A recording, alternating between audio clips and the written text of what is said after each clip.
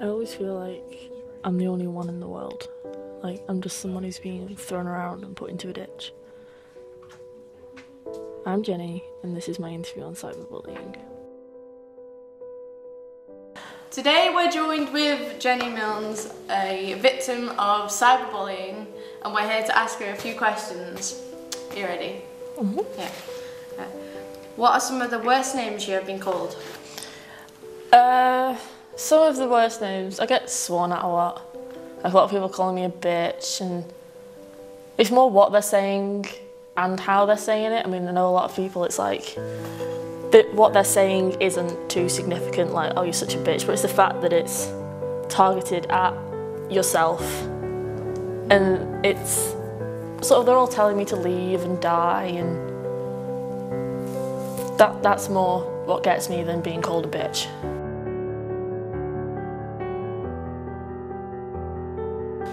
When you first open your laptop, what's the first thing that you feel? I get slightly hopeful that today's going to be the last day, because when you have to be optimistic that it's just going to stop, or it's just going to get worse and worse.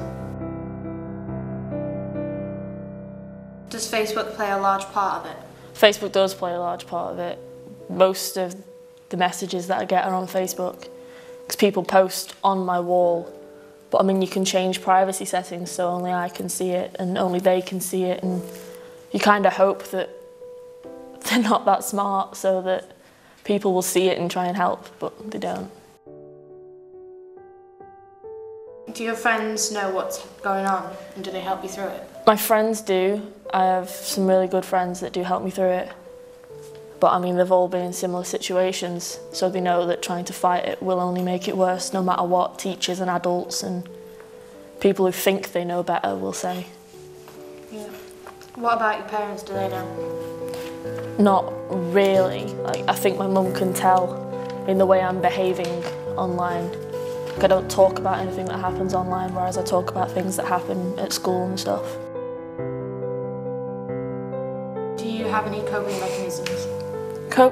Just kind of hoping that it gets better, hanging out with my friends. I mean, I know a lot of people will sort of head down the negative route of like self-harm or sort of making physical pain to deal with emotional pain, whereas I prefer to distract myself rather than change.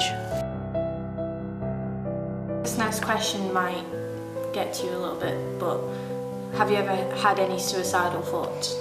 I think everybody who's been in this situation has had suicidal thoughts at some point, simply because at the lowest of the low points that feels like the only way out and the only way to make it stop. But I mean, online a lot of people have been doing social experiments and pretending that all of the hate has made them commit suicide.